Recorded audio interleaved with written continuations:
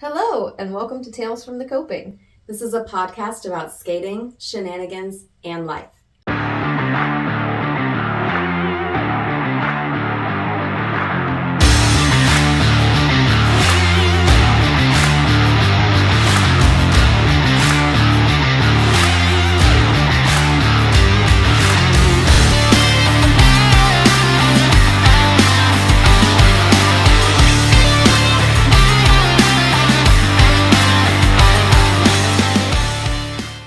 I'm Kate.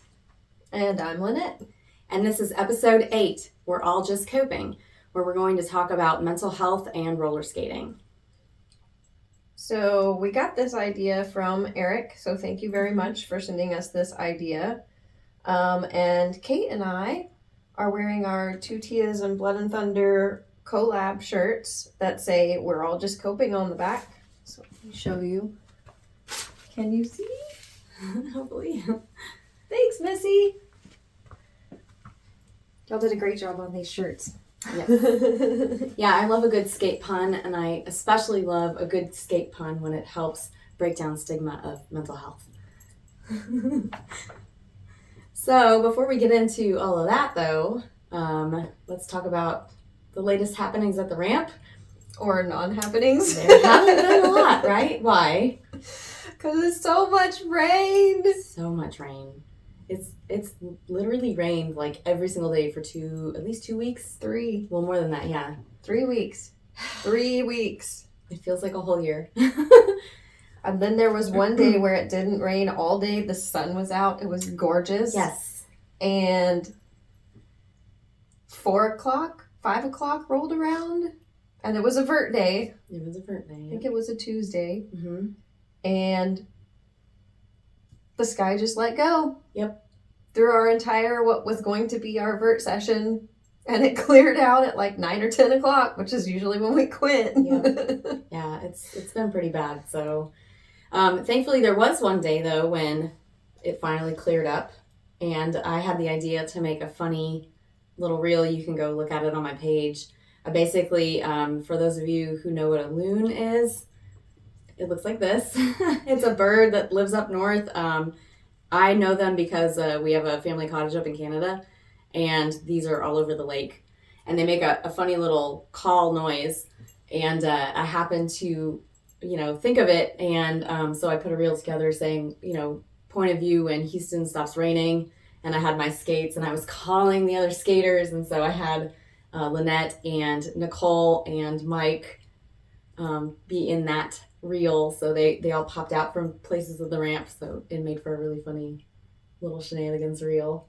It was fun. Yeah. And that was one of the days in the middle of the 3-week deluge that we had. Right. So with rain also comes what in Houston? Mosquitoes. Really bad mosquitoes.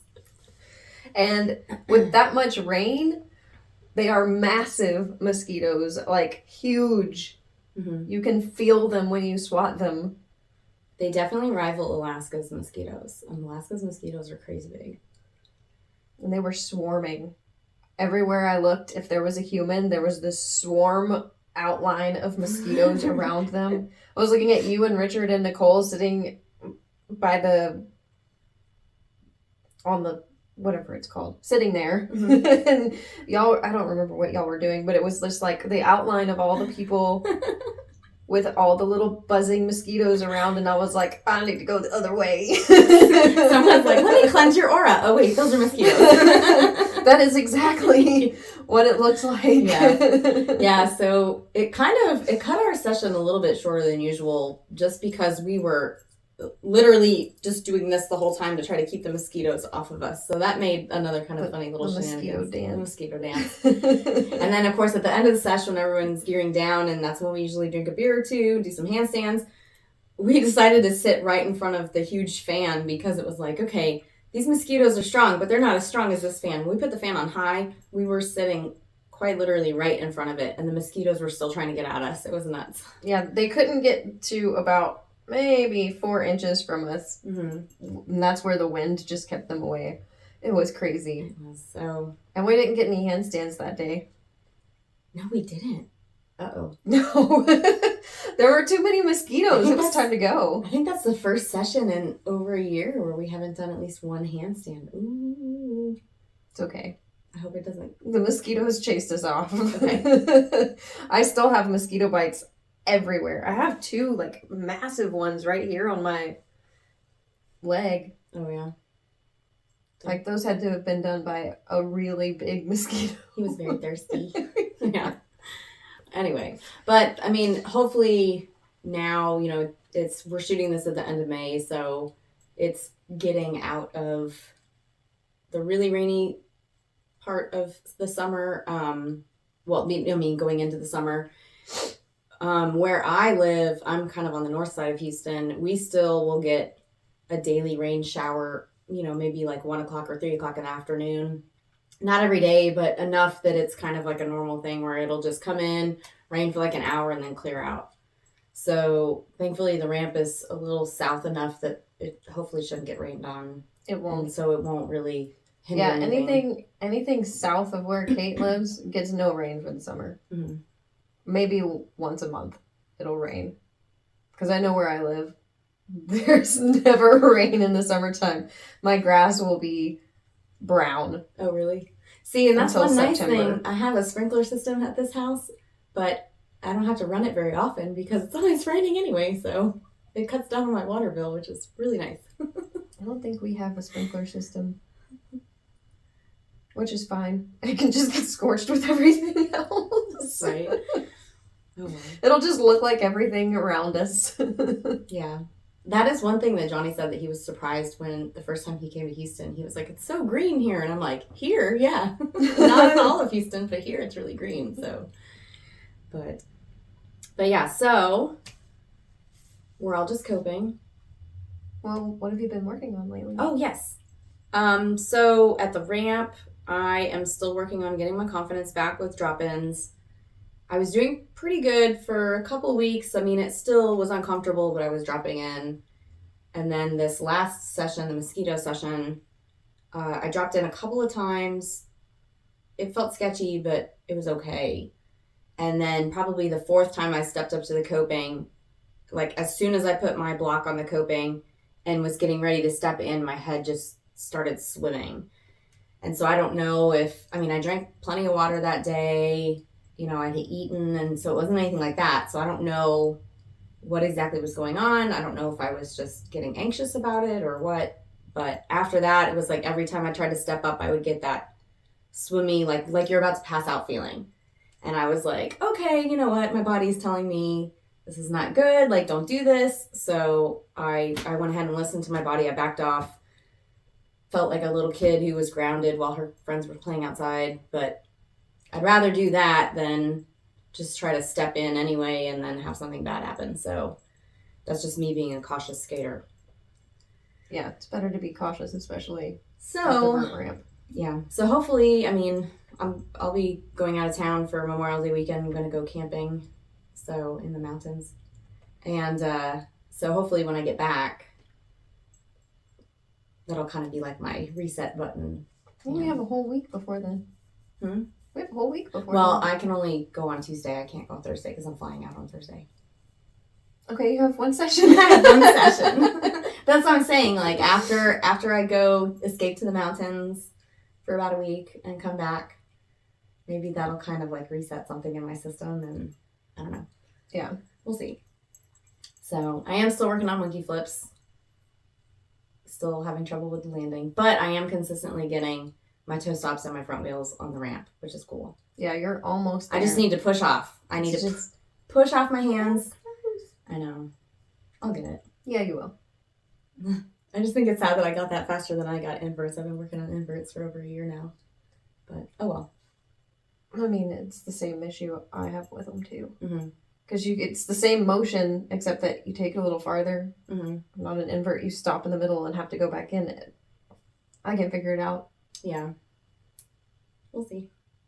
But maybe when I get monkey flips, maybe I can then dial it back and hit the invert and do the landing. And then when you get it, then I'll do it. There you go. So, and what have you been working on? rodeos. Mm-hmm. So I'm trying to bring those up to the coping on the vert. That's my goal, is to get it up there. And I am now actually landing it. When I plant my hands in the vert, it's not very far up into the vert, but when I plant my hands into the vert, I'm finally landing it. Because that was a big hurdle from moving from planting my hands in the transition to planting them in the vert. Mm-hmm. I know at Easy 7, I've gone to Easy 7 a couple of times to just drill, and I'm trying to mentally get my hands onto the coping. I've gotten real close, but it's not quite there. Oh, really? Okay. I'm That's not. exciting, though. It is. It's also scary. Wow. Because I watch my rodeos and I plant one hand, and then the other one plants higher, so I have to figure out how to get them even to be able to get on the coping. Oh, so you don't plant one on the coping and the other one goes whoop? Exactly. Yeah, I gotcha. Because the second one that I plant is the one that's always higher, so it's like, okay, if I get this one on the coping, where's that one gonna go? Oh, yeah. Well, I mean, maybe though, if you're grabbing onto the coping, your body will feel that and try to match. Maybe. Uh, I'm gonna go to Easy 7 after this, if it's not raining, because it was starting to rain when I pulled up. mm-hmm. I was so mad. I was standing at your door and looking out, and I was like, I could hear this little pitter, and I was like, it's not raining over there, is it? And I see nothing, and then I look at my car, and there are drops, and I'm like, you have got to be kidding me. Mm-hmm. We're supposed to be done with this. Yeah, right. Not here at my house. So. Oh yeah, Easy 7 south of here, so maybe not. Mm-hmm. It might be okay. We'll have to see. Good luck. Thanks. I might just be going home like this. Like a little kid who's grounded. Yeah.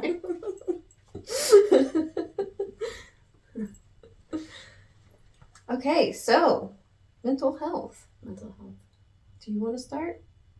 Sure. So there are a lot of things that people suffer from on a daily basis, right? We're not just talking about. We all suffer from things on a daily basis. Just even simple things from like too much stress, either stress at work or stress of being an adult because you have to figure out what to make for dinner every single day for the rest of your life. Do we? Yeah. I mean, unless you just order takeout the whole time, but that gets expensive. I have frozen meals. Right? But, like anxiety or burnout, things like that, depression. So Hyperactive disorders. mm-hmm. I think I'm starting to self-diagnose myself as ADHD. Not so much the hyperactive part, but I have trouble focusing and I'm easily distracted. And if I tell a story, there's going to be like 19 different side stories and then some background information over here. And because it gets crazy in my head. And, Yeah, I've watched the podcast, you know. Right? Yeah. Or we hope you've watched the podcast. Right. Yeah. So, I mean, like for me personally, I definitely deal with some anxiety. For instance, if I don't know a parking situation, Oh, yeah. I don't want to go. She does that all the time. Especially if it's like downtown. I don't go downtown very often, and so I get very nervous. I need to know exactly where I'm going, exactly what it looks like. If someone's just like, oh, just park wherever, I'm like, no, I need to know specifically where I'm going to be parking. Because if not, I get really flustered and it's a whole thing. And so that's just something I try to manage on a daily basis. That's understandable. I used to be that way too with downtown parking. I mean, I know, but I go down there all the time. Yeah. So. Well, and that's the thing. Like, if I've been somewhere before, like the couple times I've gone to the Leaf to do karaoke with you, now I know what the parking lot looks like. I usually know if it's full, I can go over to this other little spot, and park, and it's usually fine. But plus, I get there, early enough that there's not a ton of people there yet. Yeah, the crowd hasn't come in. Mm-hmm. So things like that, you can kind of work around it to help manage that anxiety. I definitely, in my life, I have dealt with stress and burnout because of my late husband's lung disease. It was something it was a progressive disease. We knew the end game was that he would not survive it. So, I got married at a very early age, and I remember we had only been married for like maybe 2 years, and he stopped breathing. I had to rush him to the hospital, and then he was in the ICU, and they were asking me if he had a DNR and all these other crazy, scary things that you shouldn't have to think about when you first get married. And so it was kind of like that kind of made me have to grow up really fast. And so then I was constantly analyzing everything. That might be why I have probably ADHD now, is because it was so much of his disease was me subtly monitoring every little thing about him and his behavior and his mannerisms, the different symptoms that he had.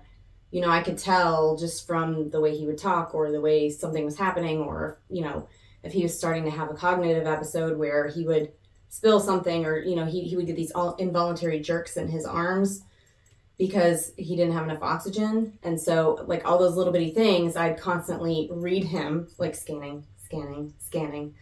And because of that, I could never really truly relax.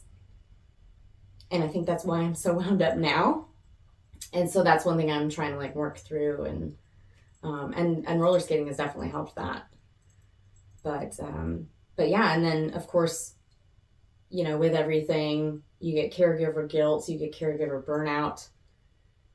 Especially towards the end there, I was the last couple of months I was literally keeping him alive by myself because he wasn't quite sick enough to go into the hospital. And also too, every time he would go into the hospital, he would pick up something else that was detrimental to him because let's face it, you can ask hospitals to be as clean as possible, but there's always going to be that one nurse that drops something on the ground and then just picks it up and sticks it into your person, without sanitizing it.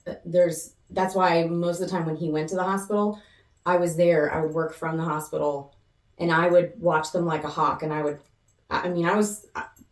nice about it, but I was one of those types of people that was like, excuse me, you're going to sanitize that before you put that on my husband, because they wouldn't care, And so there were so many times that he would end up picking up like staph or, MRSA or something, some other sort of weird bug, and his lungs were already compromised. So if he got something, it was really detrimental. It was hard for him to get over. So I had to be very diligent.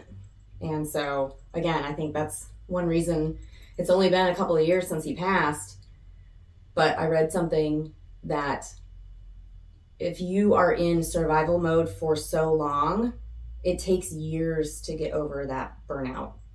And so I try to be very forgiving to myself if I'm selfish in certain ways, because I'm like, okay, I've been taking care of another person for 20 years, and it's more than just like being a parent, right? Like obviously if you're a parent, you got to take care of a person, but it was so much more than that. It's like, okay, now I need to take care of myself because I hadn't taken care of myself in the past. So, well, it's kind of like people working too. They get burnout from work. Oh yeah, with all the stress and anxiety that's put on them from their employers. Mm-hmm. And especially if you don't take time to take time off. Right, and a lot of people don't do that. They don't. I work with a couple of people. Well, I work with one in particular. She's a really great employee. She's really good at what she does, and she's still learning. Mm-hmm. And I think the stress of learning everything and then going into a new position, she works really long hours, and I think she gets burnout pretty quickly. Mm-hmm. I used to get burnout pretty quickly with work, but I have implemented things, skating being one of them, mm-hmm. to not. I've also I've had a long mental journey over the last probably 4 or 5 years, mm-hmm. to get myself out of being burnt out all the time, because I would go into severe depression. Oh. Like really, really, really bad. Like I would not leave the house. The house would not be clean. I wouldn't leave my bed. Mm-hmm. People would text me. I was not responding. Because it's too much energy. Yeah. It takes too much energy. And then I would come out of it and be in this manic state and just be doing everything. House is clean. I'm going out. I'm doing this. And then all of a sudden, okay, I'm back to this. Because you'd hit that wall. Yeah. Yeah. And it's a vicious cycle. Mm-hmm. So one thing that I read one time, it said, if you're dealing with depression, run the dishwasher twice. Which is a funny concept because you think about it, you're like, run the dishwasher twice. What do you mean? It means quite literally, if it takes too much effort for you to rinse and scrape off the plates before you put them in the dishwasher and then run the dishwasher, just throw everything in the dishwasher and run it twice because it ends up using less water anyway than if you're rinsing. So it's kind of like giving yourself space to realize like, hey, I don't have the energy for this and that's okay. And then doing little life hacks here and there to kind of help you get through that part where you don't have a lot of energy to do things. Yeah. So, but I mean, that's also too why they say like, oh, you should, get out and exercise, blah, blah, blah. You hear people say like, oh, I got to go on my stupid mental health walk. But then once they get out there and they, make themselves do that, then it's like, oh, I feel better. I had to do that stupid mental health walk because I feel better now. And that's one thing that roller skating definitely does. I know I always feel a lot better when I make myself get up and go skate. Like if I'm just on the couch, not wanting to do anything, watching whatever trash TV, because sometimes I pay attention and sometimes I don't. So if I'm not paying attention to the TV, I put on trash TV. Because then I don't have to worry about what's happening. Yeah, it's just background noise. Yeah. And so if I manage to pull myself off the couch to go out for a skate, because now it takes forever to get anywhere to skate, I always feel better afterwards. Mm-hmm. I'm like, I'll get in the car after a skate session and be like, man, that was really good. Mm-hmm. I'm glad I did that. Yeah, I definitely have had those moments. There were times when Jason was in the hospital and I was basically doing 12-hour days at the hospital. And, my parents and his parents would take turns coming into town to, stay with Jacob, get him to and from school, basically clean the house, grocery shop for me, do all those little things. And that's another thing too. Like if you're struggling in that way, definitely lean on some support people. If you don't have support people, find support people.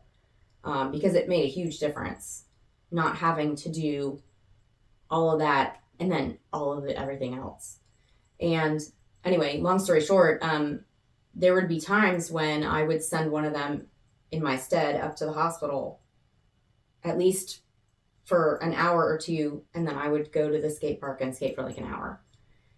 And I always felt guilty about doing that because it was like, oh, I should be at the hospital right now. I shouldn't be here in the sunshine with friends, So that was like caregiver guilt.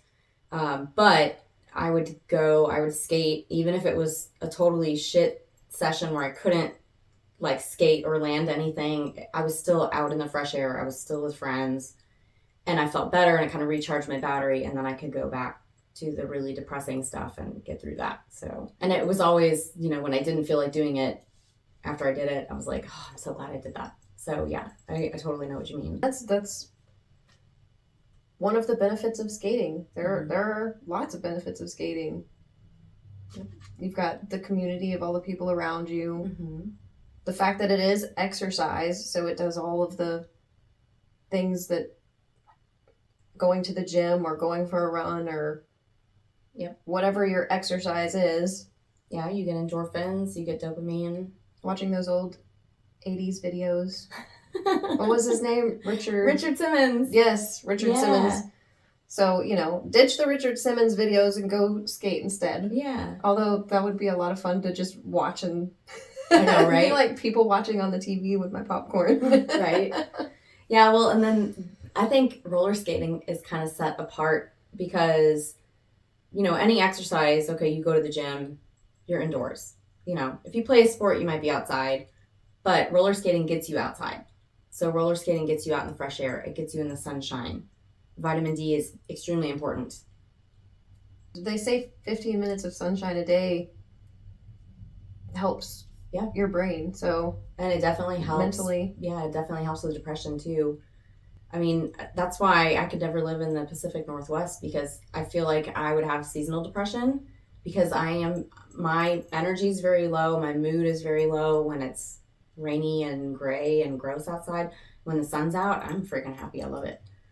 So I could never live up in Alaska where it's like dark for oh my god, half the year or whatever. Like, that would be terrible. I don't know how people do that. I don't know either. I had 23 hours of nighttime. Yeah, I had a friend growing up, and her cousins lived up there, and she said they would use those like daylight bulbs and stuff like that to kind of help combat that. But I have daylight bulbs in my house, and it's sunny here most of the year. So. Right. Yeah. I like the sun. I know. Definitely need that. But yeah, I mean, like, roller skating is a full body workout. It's not just for your legs, it's for all of you. It makes you breathe deeply, which, they always say, like, do yoga or meditate, and that will help with stress, because you're making yourself breathe deeply. Whether you realize it or not, roller skating makes you do deep breathing. So you have that active benefit too. And then it's got that childlike whimsy.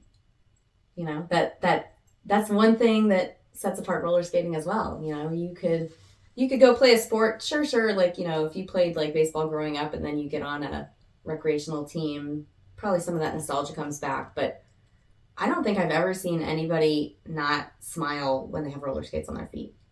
Now, yes, when you first go back to the roller rink after you haven't been to the roller rink since you were like 8, you're probably like, oh, this is hard. But then at the same time, you're like giggling at yourself and laughing because you're like, oh, I look stupid, haha, And it's fun. So that's one thing that I think roller skating has that other exercising and sports don't have. Makes you feel like a kid. It really does. It really does. And then there are other kids out there.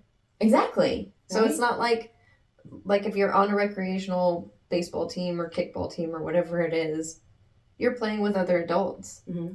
But when you go to the skate park, it's a range of ages. I've seen kids out there that are 2 years old all the way up to grown men in their 60s. Mm-hmm. So you've got that entire range. So you're out there skating with old people and young people, everybody's out there, same playing field, cheering each other on. Exactly. And that goes back to the community too. So you've got that really great camaraderie. You've got that childlike feeling, mm-hmm. and you're skating with children. I mean, look at Aaliyah. She's 10. Yeah. Oh, I have a great story about that. We went to Jamil sometime this past week. Mm-hmm. And I had been out, Friday. I had been out there skating by myself, waiting on people to show up. I had given up on anybody showing up. So mm-hmm. I was by myself in the vert for an entire hour. Mm-hmm. Aaliyah gets there, and I skate over to her, and the first and only thing she said to me the whole time, she goes, "You look like a tomato." Because were you wearing red pants? No. Because when I'm out in the heat, because my face was red. My face turns red. I get extremely red. Yeah. And that is the only thing she said to me, and I was like, okay. Yeah, you're probably right. You're very observant. Thank you. That's great. In all the years, she's the only one to ever comment on how red my face was. It was so funny. That's one great thing about skating with kids, though, is they're very honest. They are very honest. I remember, I think it was last week, Cass posted a reel where she was working on her fakie threes, and she does front threes great, but she said fakie threes make her uncomfortable. And Aaliyah was in the background, and she's like, "Those look like," or whatever she said, like, "Those are trash," or "Those are messy," or I can't remember exactly what she said. But it was like, oh, always the critic. But those kids bring that, yeah. They bring you back to, when you were a kid. They really do. Well, and that's the thing, too. That's one reason why I'm glad I was able to play roller derby for the 10 years. I mean, and we played recreationally, so it wasn't ever that much pressure because, number one, I couldn't make the time commitment anyway because of Jason's disease. I could only get out of the house once a week. I mean, and it was fun. Like, it wasn't, we weren't worried about winning games, or it was just mostly scrimmaging and teaching other people how to play roller derby. But it was the one night a week where I didn't have to be a wife, I didn't have to be a mom, I didn't have to be a caregiver. I could just go out there and be me and, have like this alter ego. I mean, I picked altercation because I was like, okay, I don't look very threatening. I need something that sounds kind of mean. Because I'd be on the jam line and people would look back and be like, oh, we got her. So you hit hard. Yeah, thanks. I eventually figured that out. So. But yeah, so that's the great thing too, is you put roller skates on your feet and you don't have to worry about your responsibilities or the stress in your life, and if it's only for 10 minutes. Yeah, you can just kind of be free for a little while. And the vert ramp was a big healing process, or a big part of my healing process for me was, the vert ramp kind of gives you time to think and feel, whereas like if you're skating smaller things, at least for me, because my brain is constantly analyzing everything, when I skate small things, I'm so focused on like, oh, I have to do this, I have to do that, I have to, and sometimes I don't really get to enjoy it as much, if that makes sense. And so one reason I love vert is because you do have that time, especially because of the way HVR is built, to kind of like really pump, and you just kind of get lost in the feeling of kind of floating around. And so that gave me space to like really process my grief, and there were even times that I would show up to the ramp and I was just having a really bad grief day, and they just let me sob up on top of the deck. Like, I'd be totally geared up and then I would just fall apart, and they were like, it's cool, it's okay, and they were there for me, and that was a big deal too. So I mean, I think a lot of people, I know like the stigma is breaking down about mental health, as far as like, therapies for everyone. It's not just people who have quote problems, right? It's starting to be so normalized now. And I've never personally had to talk to a therapist. I mean, not had to, but you know what I mean? Like, I've never gone out that route, because I feel like the people in my life have kind of filled that for me. Because I'm very open about who I am, and I communicate to death, as you guys can tell. I like to talk. And so I'm constantly, whatever I'm feeling, it all comes out, right? And I'm constantly working on things and trying to fix things, and so I've never felt like I had to reach out and do that. But one thing that was a big difference between Jason and I was he was the type that would just bottle it all up. He knew he had this disease. He knew he would not survive this disease, and he would just bottle it all inside. And we were married for 18 years, and it wasn't until the very last 5 years that actually got him to start really opening up and talking about what he was going through, because he was always like, well, I don't want to talk about it because I'll just put that burden on you, and I'll just depress you, and you're already stressed out, and you're already trying to hold a full-time job, and you're already trying to be a mom, and you're already trying to all these things. He's like, I don't want to burden you. And I always used to tell him, I'm like, well, hang on, we're married, we're partners, like, I'm here to help you shoulder that burden, because then it's between the two of us, it's a lighter load. If you think about like actually carrying something heavy, if you try to do it by yourself, it's really hard. But if you have somebody there to help you carry the item, it's less heavy, right? And the more people you get to help you carry that item, the less heavy it is.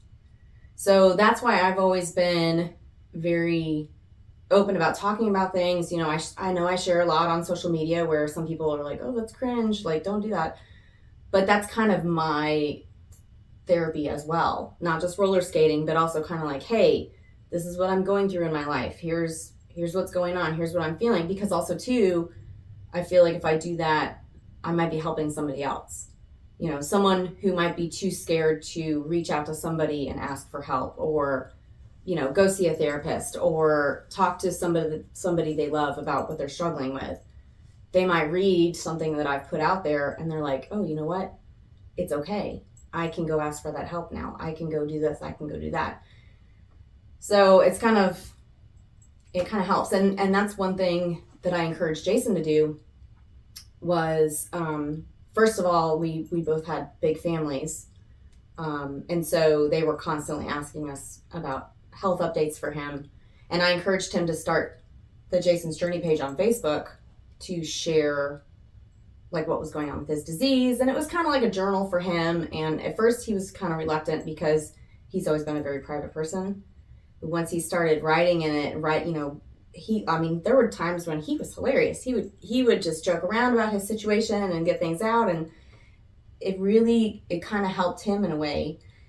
And it even opened the door for him to talk to a therapist. And he talked to somebody who specialized in PTSD, because a lot of when he was like 16, he hit a tree head on. He fell asleep at the wheel and he died like 3 times during that, when they life flighted him out and they were operating on him while he was awake and all this stuff, And then, of course, in his disease, there's been several times where he's, quote, died and come back, which is interesting. But so he had a lot of PTSD about stuff like that. And so the person he was working with was really helping him with that. And so I'm glad he finally got to the point where he could open up about that, But it was a big struggle to get him to realize it was okay. So anyway, again, big long story, sorry. But I feel like it's important to at least say that out loud because, everybody's different. There are people who are oversharers like me. There are people who are not, and I'm the not. Yeah. Well, part of it is you got to realize. It's mostly because I'm that way. Like, I keep everything inside. Mm-hmm. And then I skate it away. There's a few people I talk to about bits and pieces of things, mm-hmm. but for the most part, it just stays in and I go out to the ramp and skate it away. Yeah. Well, talking is important because it gets it out. Right? If you let it just sit in there, it kind of slowly poisons you, whether you realize it or not. But I think some of that too, when you go skate and you're with all the people that you skate with, if you're close friends, it just kind of naturally comes out. So you're not only skating and getting that benefit to your mental health, but you're also with the people that you're talking to and telling them what's going on in your life. And so you've got that too. Now maybe you don't share everything, and maybe it could be like our situation where we're best friends and so you pretty much know everything. Yeah. So it's a big help. Yeah. Just talking about everyday life stuff, like you said, it'll help kind of naturally come out. And then too, it's like also the more people you talk to, the more you realize like nobody has their shit together. Like someone could look totally put together and they're like killing it at work or that whatever. They've got something going on. Nobody has it all figured out.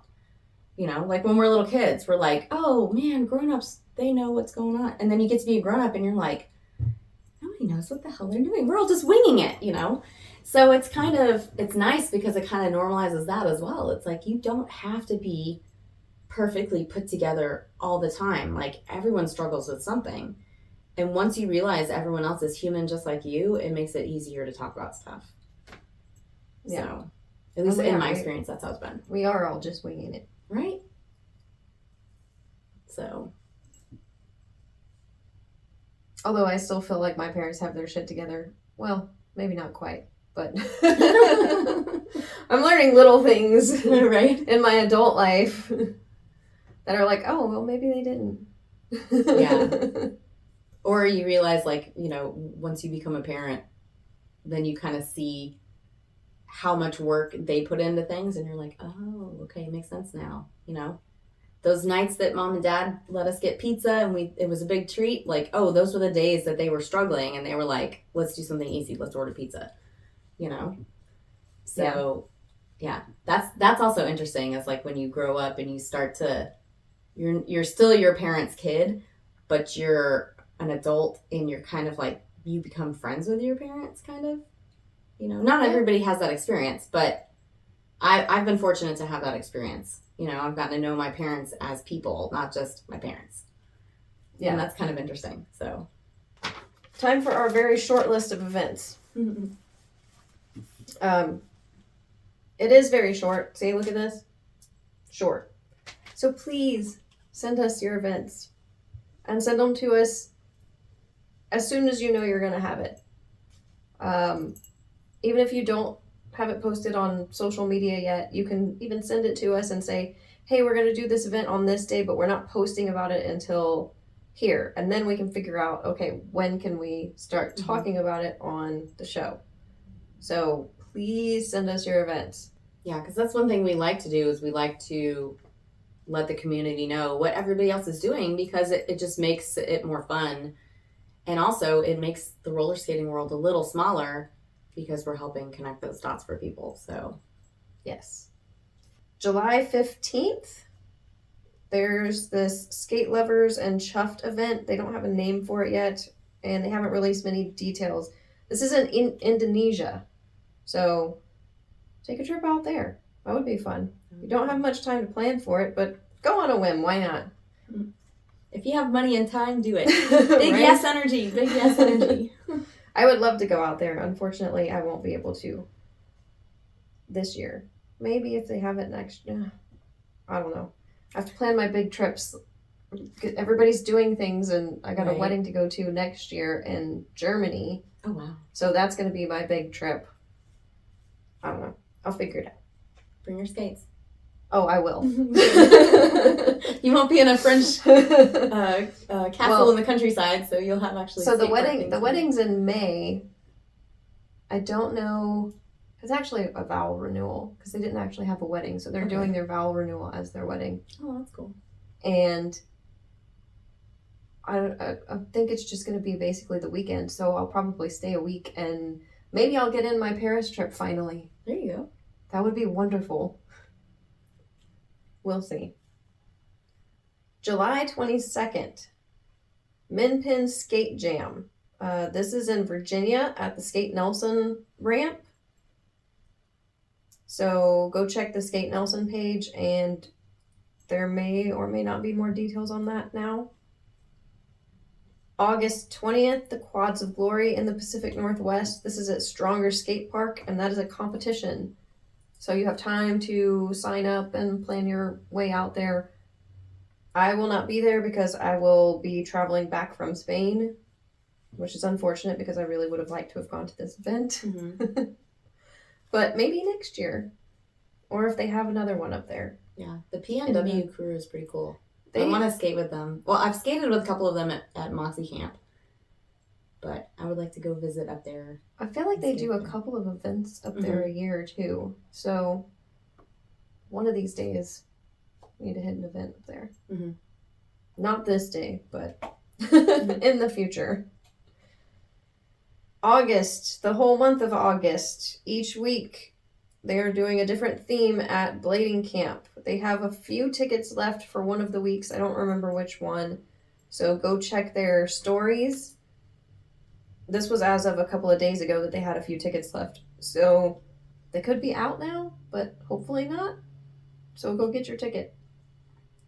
And then, of course, we have November 9th through the 12th. Banger in the Hangar. Which we're not going to stop telling you about. Nope. Because we love it. Great. Skateboarding event, but roller skaters are allowed to skate also. So if you skate vert, come on out. Please come if you skate vert. We need more vert skaters. Yeah. It's really fun. Good event. It's mostly Saturday and Sunday, open to the public. He releases tickets about a couple of weeks before, but he'll announce on the Houston Vert Ramp page and Banger in the Hangar page. You have to make sure you go sign up. So if you've attended in the past, you'll be in the first wave of emails where you can go sign up, and you can sign up as either a spectator or an athlete. It's free. And then once that's done, then he'll open it up to the public. And if you feel like sponsoring the event, reach out to the Houston Vert Ramp page. They are always happy to have sponsors. Yep. And also vendors too. So usually in the yard where the the actual ramp is, that's where most of the skateboard companies will be. But then he has his whole other yard that's going to have the beer tent and food and, other different vendors. So if you make something, sell something, definitely reach out about a vendor opportunity, because you can have a booth. There's a lot of people that come out, so it's a good business opportunity for you. And everybody has to walk through both yards to get to the bathroom, so. Yep. So no matter what, you'll be seen. You'll be seen by the masses. So I'm part of the Drive Clothing, and they have a bunch of different graphic t-shirts, tie-dye, cool ripped up things. She has props today. I do. Well, because usually I'm wearing one of their shirts, but today I'm wearing the Blood and Thunder 2 Tias collab shirt. But the Drive does all sorts of apparel. They have workout items for both men and women. So they'll have, sports bra and legging sets. They have boxing shorts and other athletic shorts. They have performance stringers. So if you're a weightlifter, or if you just like to go to the gym, they have a really nice racerback tees that are the moisture wicking type material. He's putting out swimsuits. They have sunglasses. They have beach towels, hats, a bunch of stuff. They actually just released a collab with Killer Cross, who's a wrestler.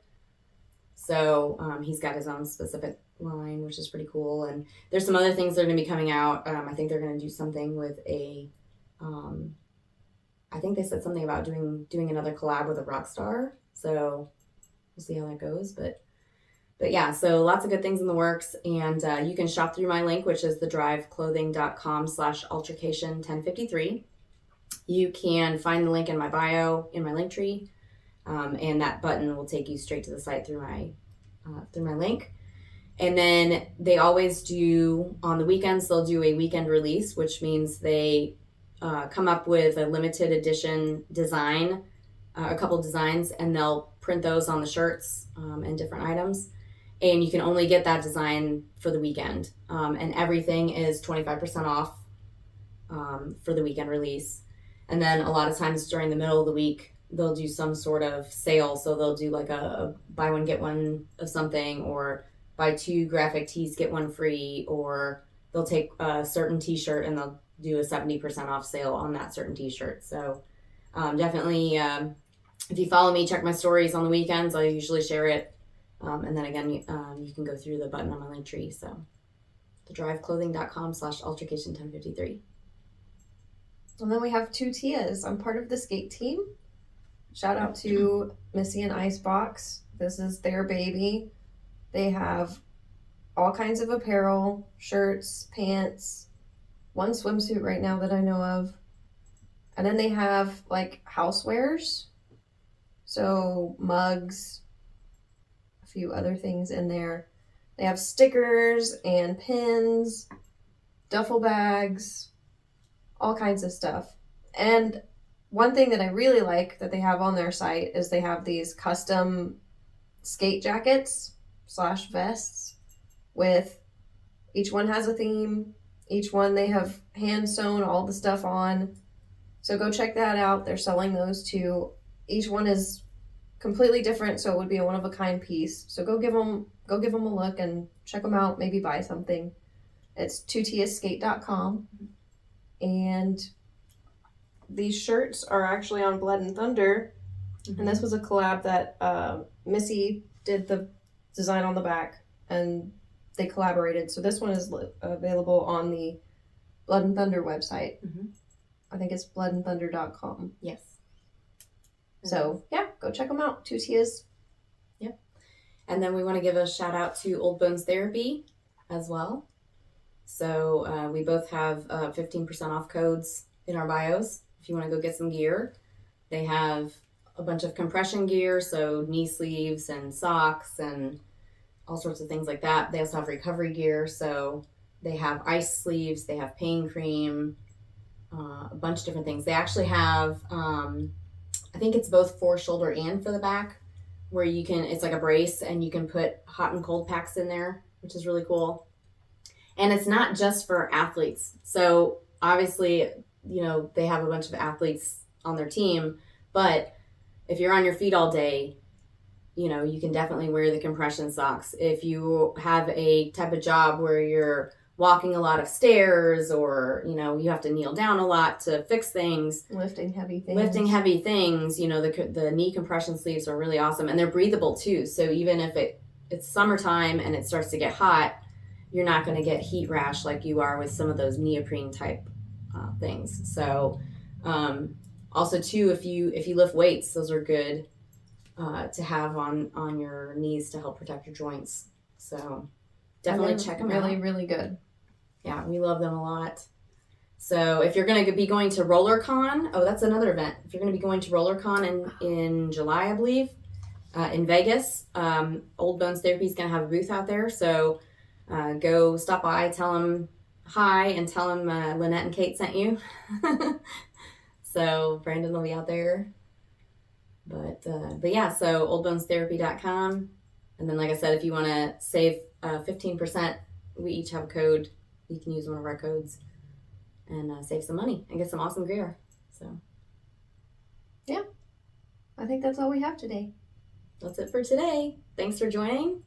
And we'll see you next time. Yeah, make sure you like and subscribe so you can catch up on all of the episodes.